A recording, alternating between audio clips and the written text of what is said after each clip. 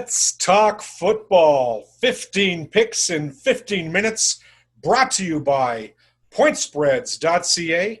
I'm your host, Nolan, Dalla. Let's get straight to the NFL Week 1 action. The Miami Dolphins are traveling to Foxborough, playing the New England Patriots. Patriots favored by 7. The total is 42. Big changes in New England. Obviously, none bigger than Cam Newton replacing the greatest, GOAT, Tom Brady quarterback. It's going to be very interesting to watch this game to see the new phase, new dimension, New England Patriots. For Miami, they're hoping to continue the momentum from the second half of the season. Last year, they not only covered in a majority of their final 8 games, but they went from 0-8 to winning outright in 5 of their last 8 games, including a massive upset at New England in the finale here last season, which knocked the New England Patriots out of the home field advantage for the playoffs. The Dolphins closed fast in 2019, covering 9 out of their last 12 games, all as a dog. They're getting 7 here in a divisional game. Miami's got the momentum from last season. I know it's been a long time since either of these two teams have played. A lot of question marks on the staff, on the sidelines there in New England. But I'm going to take the Dolphins there, plus 7. It's going to be a closer game, I think, than people figure, and I'll take the Dolphins there. The Cleveland Browns are playing at Baltimore. The Ravens are favored by 7.5, a very high total of 47.5. Cleveland has its 9th head coach in the last 13 years. Head coach Kevin Stravinsky, it's his debut for the Browns. Since 2013, Cleveland is, listen to this, 10-17-1 against the spread as a road underdog. This is a bad team. When it's expected to lose, they do lose and they don't cover. Let me give you one stat. Baltimore has won its last 4 in a row. Week 1 games by a combined total of 139 points to 20. The Ravens won 13 of the last 15 home openers. That's 10-5 against the spread. The Ravens closed 2019 regular season, winning 12 outright and covering 8 of their last 9. Only issue is for the Ravens, quarterback superstar Lamar Jackson had a leg injury in camp. With his mobility, a few question marks here. I don't really like laying more than a touchdown in a divisional game. I'm going to pass on the Ravens-Browns game. Moving on down to the New York Jets, another divisional game playing at Buffalo. The Bills are favored by nearly a touchdown, but not quite, laying 6.5. Total of 39. This is the lowest total on the board in Week 1. Adam Gase, the Jets' much maligned head coach. A lot of people project him to be the first one fired. Josh Allen for the Bills. A lot of question marks about his leadership and if he's the future. Bills traditionally have trouble in these kind of spots with teams they should beat. The last 2 seasons, the Bills are just 3 covers and 5 non-covers as a home favorite. The Jets won their last 2 trips to Buffalo by scores of 27-23 and 13-6. So Jets have a good history here, at least recently, playing at Orchard Park. This is the lowest total on the board, as I said, tending to go under here, but I'm not going to pass. I think you grab the 6.5 here. The Buffalo Bills are clearly the superior team, but I'm not sure they should be laying this kind of number to the Jets, who are certainly going to come in with some optimism and Darnold back healthy again. Take the Jets there, plus the 6.5. The former Oakland Raiders, now the Las Vegas Raiders, play on the road at Carolina, a completely refurbished Carolina Panthers team. The Raiders are favored on the road by 3 points, total of 47.5. What a high total that seems to be. We'll get to that in a second. Major changes at Carolina, new head coach and staff, and Teddy Bridgewater now under center, who's been a really solid low-risk quarterback throughout his career at Minnesota and New Orleans before taking over the starting job here in Carolina. So I don't expect a lot of mistakes from Bridgewater. I expect a conservative game plan. Head coach Matt Rule's, it's his debut for the Panthers. I'm not sure he's going to really air it out here. I'm going to take under a very high total. I think the Raiders' defense has been terrible, but I'm not so sure it's going to really need to play that well against the Panthers here. Also, I think the Raiders and both teams are going to be rusty here. A lot of changes for both organizations.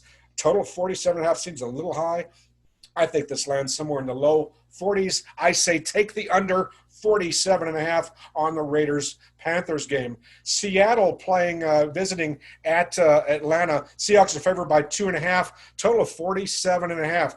Seattle, now listen to this. Seattle is Super Bowl contender, yes, but they've lost 11 out of their last 13 road openers. In fact, last year I think they went into Pittsburgh, but Roethlisberger went out with an injury in that game, and so they ended up winning, but that has an asterisk next to it. So the Seahawks have not been a good game under Coach Carroll in their first road game. Atlanta has also won 3 straight home openers by 11 points, by 7 points, and by 4 points the last 3 seasons. Seattle's again a Super Bowl contender, but Atlanta is a veteran team, veteran coaching staff, veteran quarterback, some dangerous weapons. I think they stay in this game. Boy, I'd sure like to get 3 with the Falcons if I could, but I'm going to grab the 2.5. I'm going to play against my trend, which I really do like the Seahawks to battle for the NFC title this season. But I think here they come up maybe just a little short or have a tougher game than people are expecting. Take the Atlanta Falcons as the home dog, plus 2.5. Philadelphia is traveling to Washington. The Eagles are favored by 5.5 with a total of 42.5. Now, Washington has been an absolute mess during the offseason, starting with their name. I say the Washington Redskins. It's now the Washington football team. We'll move on about that. But Rivera is now the head coach of this organization. It's just a mess from top to bottom. Defense actually is fairly solid here, so I'm going to give the Washington team a little credit on that side of the ball. Meanwhile, Philadelphia has some serious concerns, especially along the offensive line. Wentz has been injury-prone throughout his career, as we know. But keep in mind the Eagles did win the NFC East with a 9-7 record last season, so they are undersold sometimes by the public here. Season is starting here with some optimism, but there's a chance of rain in Washington. That could slow the fast track down a little bit. Washington's lost 5 in a row, 7 of their last 8 home openers. This is a really weak team to back in week 1. Tempted to lay the points here, but I'm not going to. I think the better play is under 42.5. I think the Redskins will have trouble scoring in this game. Moving on down to the next game. The Chicago Bears, a NFC North rivalry. The Bears are playing at Detroit. Lions favored by 2.5, total of 43. Major questions, obviously, at quarterback for the Bears with Trubisky. The Detroit Lions that were riddled with injuries last season, their record last season, a bit misleading because Stafford was out much of the year and missed several games. But Detroit has won 6 of their last 9 home games in the Matthew Stafford era. So for whatever reason, Stafford plays pretty well, at least on that home opener in Detroit. But consider this. This is one scary thing that I think no one has probably looked at when they handicap the Detroit-Chicago game, and that's that Matt Trubisky, who is much maligned, a really big question mark for the Bears. For some reason, he plays very well against the Lions. The career passer rating, the passer rating for Trubisky in the last 3 meetings with Matt Patricia's Lions. He's thrown for 866 yards, gone 68 for 91 passing with 9 touchdowns and just 1 interception. In other words, Trubisky's looked like an all-star against the Lions. That's really scary a little for some reason. I just don't know why that is. Let's ascribe some of that maybe just to some bad luck on the part of the Lions and some injuries. I still think the Lions are the better team here. I'm going to lay 2.5 with the Detroit Lions, especially with Matt Stafford coming back and his career record in these kind of spots. Indianapolis travels to Jacksonville, another divisional game, the AFC South. The Colts are favored by 8 with a total of 45. Since when is Indianapolis deserving of laying 8 points in a division road game? Please explain that to me. A new quarterback who hasn't looked good in 2 seasons. This is Phillip Rivers, now under center for the Colts. I understand the Colts, I was on that money train for the Colts all of last season. It crashed a few times, by the way, and I really do like the Colts. They're headed in the right direction. But Phillip Rivers has not won a big game or a game like this in 2 seasons. And I for them to lay 8 points on the road, now, of course, the reason is why. It's because Jacksonville sucks. I understand that. Yeah, Jacksonville is projected to be the worst team in the NFL this season based on the season win totals. I got it. Yes, of course. But everybody's going to flood money against the Jaguars, which is why I think they have some value here. Now, I'm a betting contrarian. Sometimes I look like a total fool when these contrarian teams or these bad teams don't show up and they lose by 40 points. That does happen to me sometimes a lot. However, the Jaguars, look at their recent history. The Jaguars have won 6 of their last 9 games against the Indianapolis Colts, 6 of their last 9. In fact, they've won 4 straight at Jacksonville.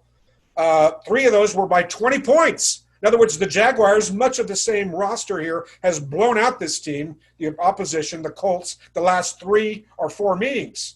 Listen, hold your nose. This is my hold your nose special, but take the Jacksonville Jaguars plus the 8 against maybe a very good team, maybe a playoff team, but not quite yet in week 1 with no preseason or anything else. Take the Jaguars. The Green Bay Packers are playing at Minnesota. What another great division rivalry this is. Minnesota Vikings minus 2.5, total of 45. Under head coach Mike Zimmer of the Vikings, Minnesota is 26-10-1 against the spread as a home favorite. Let me repeat that. 26-10-1 as a home favorite. Vikings are 10-4 against the spread the last 14 NFC North home games. Vikings have won or covered their last 5 home games. I could just go on and on. Also, Minnesota has also gone through some coaching changes. 5th offensive coordinator in 6 years. They're starting with another offensive coordinator this season. Some questions at quarterback. I know Cousins led them to the NFC Championship game last season, but this is not a team that has been terribly consistent. I still think, though, that the Vikings probably get this done here. Enough tools. Packers did it with smoke and mirrors, went 13-3 last season. A lot of reasons to fade them this season. I think this starts in week 1. You fade the Packers many of the games this year and take the under. I think the Packers will struggle, even though there's no crowd noise in Minnesota. I say lay the 2.5 with the Vikings and also play the under 45. That's the early games. I gave you all the early starts for the games. Let me remind you, this is Let's Talk Football, 15 picks in 15 minutes, brought to you by Pointspreads.ca. All our betting lines and totals are provided by Spreads.ca. Spreads.ca, that's Canada's newest, friendliest, and most extensive, fully licensed online sports betting website. That's Spreads.ca. Especially if you're in Canada, give them a look, and they've got some great promotions right now. Week 1 NFL. Now let's move on to later games, plus the Sunday night games and Monday night. Arizona is playing at San Francisco. Arizona playing at San Francisco. This is going to be a really interesting game because San Francisco, of course, lost the Super Bowl last year, and there's a trend against Super Bowl losers. They've just really they've really been awful the following season, going back to essentially 20 years. Rams are a great example last season, who were in the Super Bowl in 2018. Then they go 8-8 and struggled in so many games, didn't have a winning record against the spread. Now, I'm not saying the 49ers are going to fall that far, but these are the defending NFC champs. They're stacked on defense, but they do have some questions about the range of the offense. Meanwhile, I just absolutely love what the Arizona Cardinals are doing with this organization on the sidelines in terms of personnel. This is going to be an explosive team this season. They added star wide receiver Hopkins in the offseason from Houston, Texas. Hell, they didn't just get Hopkins, they stole him. They stole Hopkins. Maybe the NFL is certainly one of the best wide receivers in the game. That means the Arizona Cardinals will be even more of a pass-happy team with Kingsbury's offense, who was showing signs last season of scoring quite a bit. And they're certainly in that vein of the Kansas City Chiefs, the Baltimore Ravens. They're built in that form. Now, of course, they're going to give up some points too. That's the problem. The Cardinals are 9-5-2 against the spread the last 16 games as a road underdog. In other words, when they're on the road, the odds makers and the public undervalues this team. 9-5-2 against the spread the last 16 as a road dog. That gives me some confidence in this team that they can cover and certainly maybe even win. 49ers, meanwhile, the last 24 games as a home favorite. The 49ers are 7-15-2 In other words, they're winning 30. They're covering 33% of their games as a home favorite, the 49ers, the mighty 49ers, the NFC champion, defending champion 49ers, 7-15-2 against the spread. I'll fade that all day long. 4 of the last 7 in this series were decided by 3 points. 4 of the last 7 decided by 3 points or less. Also, the Super Bowl, as I said, Super Bowl loser angle, you fade that team, especially early in the season. I love Arizona +7. Give me the Cardinals +7, and they may even win the game outright. You can thank me later, I hope. Or we can cry together also. Let's talk about the game of the week now. We've got the Tampa Bay Buccaneers traveling to New Orleans. Wow, I can't wait to watch this one. Powerhouse and NFC favorite Saints were versus a rejuvenated Bucs. Tom Brady's first game with Tampa Bay. I already like what Bruce Arians was doing with the Tampa Bay Buccaneers. They've been going in the right direction, certainly last season, despite Jameis Winston's monumental flubs that would often cost them games. I think they still went 500. They went 8-8 despite that. So this is a rebuilding franchise anyway that was headed in the right direction. A lot of reasons to like Tampa Bay, what was happening before the acquisition of a great quarterback, a Hall of Fame quarterback, and a Hall of Fame tight end. Thing is, the pressure to win is right now in Tampa. They're expecting this team to maybe challenge for the division. A lot of people are. Arians, however, is 5-11 against the spread his last 16 games as a road dog. Doesn't coach nearly as well on the road for some reason. That's maybe a minor concern. How much of Tampa's offense can running back Leonard Fournette pick up in the last 10 days? He was acquired, of course, from the Jacksonville Jaguars, who put him on waivers. I don't think that's going to be a factor at all. Here's the reason that I would not play the Saints. Any of you thinking, hey, let's lay the 3.5. This looks easy. It's in the Superdome. The New Orleans Saints are probably the best team in the NFC. New Orleans is a notoriously slow starting team in September. Just look at their record against the spread is dismal, even in home games, and they start churning and rocking in October and November. This is a very good mid-season and late-season team. I'm speaking about the Saints. However, they do not start out well usually. So I really don't like this game. I think there's a lot of pressure on the Bucs. The Saints are just a team I'm not going to touch early. I'm not sure why they look so bad, relative to the spread early in the season. So I'm going to lay off this game and pass. If I had to bet it, if I absolutely had to bet it, I probably would take the Buccaneers because you're getting the half on the 3. In a divisional game, give me a half point on the 3 anytime, and I think you'd come out slightly ahead if you have to make a decision based on the number. Bet numbers, don't bet teams. Remember that advice. Sunday night football in Los Angeles, I should say Inglewood, right by LAX. The Rams open up their $5 billion with a B stadium playing the Dallas Cowboys. What a match this is going to be. About as great a NBC Sunday night football game as you could possibly have. Dallas on paper is one of the best teams in the NFL, but they always underachieve. Maybe it was Jason Garrett. Maybe it was just the chemistry wasn't right. There's a lot of question marks, and everyone in Dallas and all the Dallas fans have been trying to figure this out for the last 10 seasons. Who knows? Anyway, new coach here, McCarthy coming in. Obviously coached in Green Bay and won a Super Bowl there, some experience. Same offensive coordinator for the Cowboys. I don't expect a lot of interruptions there for Dallas. But on paper, this team is very solid. Defensively looks good. Special teams coach Jim Fossil. And Zorline, the former Ram, is now the kicker in Dallas. I think Zorline was just a money kicker. So I like Dallas having a money kicker here. I think that's people are overlooking kickers when they get picked up in free agency. I think Zorline is probably he may be worth half a win for the Cowboys in the season win totals, but I'm getting ahead of myself now. Let's talk about this game now. Dallas, since 2014, Dallas is 15-9-1 against the spread as a road favorite. In other words, when they go on the highway, when the Cowboys go on the highway, they usually take care of business, about 60 in the low 60% range. So they're actually covering on the highway. That's a good thing. Dallas has also covered 10 of their last 13 road openers, despite being an underachieving team, not real good relative to the spread. They are usually ready, and so you have the same personnel generally coming in for this game. And also look at the way the Dallas Cowboys absolutely dominated and decimated the Rams last season. I think the final score was 41-21, 44-21, something like that. where the Cowboys just absolutely dominated the Rams, ran over Wade Phillips' defense. I think they ran for like 270 yards rushing and just destroyed the Rams. Now, I don't know if it's going to be that easy this time, but Dallas can run the ball. Let's be, one of the best running backs in the game, good offensive line, multi-dimensional on offense. I think the Cowboys are the play here, laying the points. I usually don't like laying points on the road, but I'm going to go Dallas minus 2.5. Let's move on to Monday Night Football. There's 2 games this week. The Pittsburgh Steelers playing at the New York Giants. Steelers are favored by 6, total of 46. This is head coach Joe Judge's debut for the New York Giants. Jason Garrett, the old Dallas Cowboy coach, comes over as the new offensive coordinator for the Giants.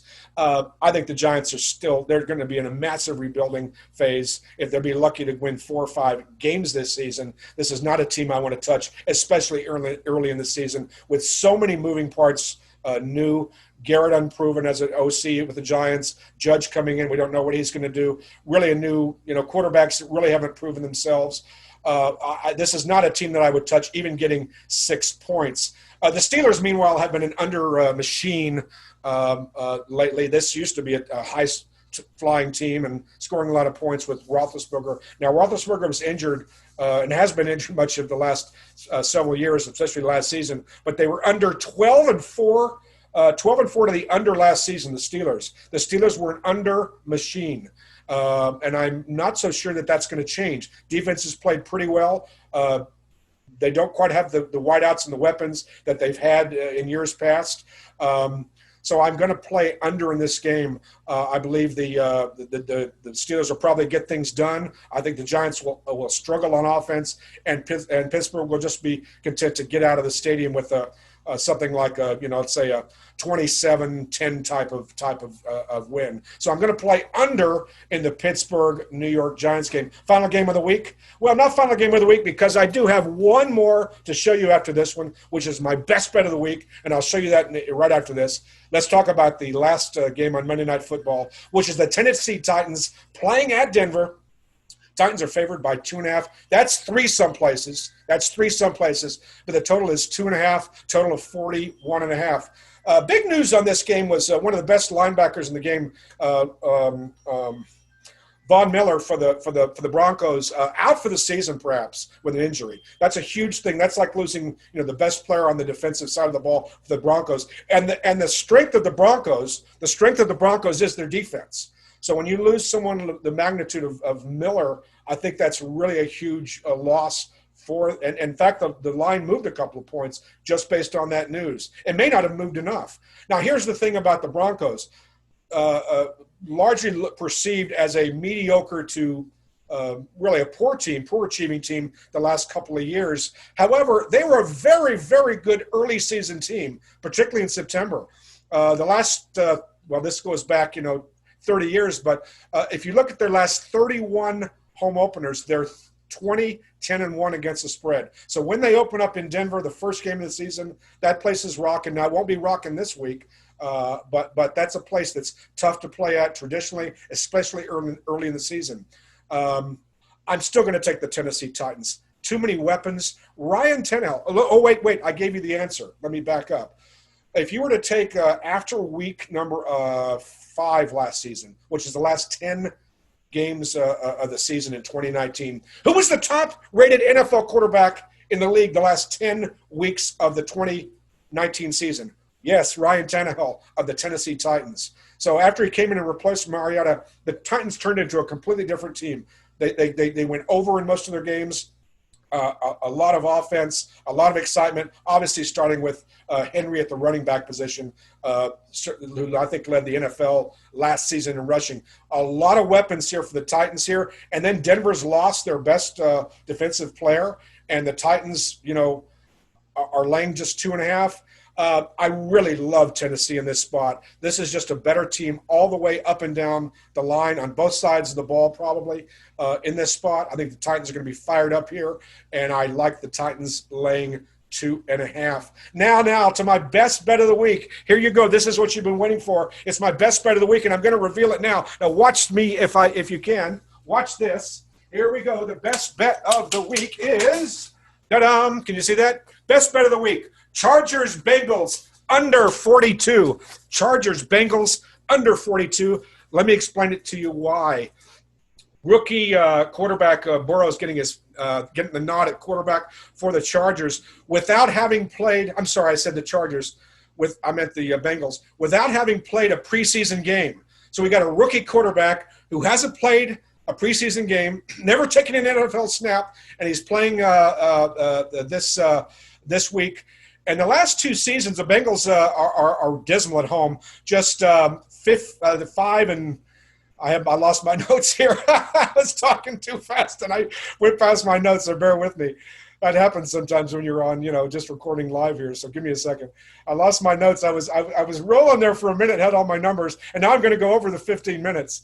Anyway, the Bengals are 5-10 against the spread at home the last couple of seasons. Cincinnati 2-6-1 against the spread the last 9 games. This is a bad team as an underdog. Obviously, they keep changing the parts here, hoping to revamp that team. But Joe Burrow starting for the Bengals. I think he's in for trouble. It's a pretty good defense in LA for the Chargers. Meanwhile, Tyrod Taylor starting for the Chargers. Tyrod Taylor. There's no confidence in him as a starter. It's not really worth it to have any confidence that he's going to get the job done and score a lot of points here.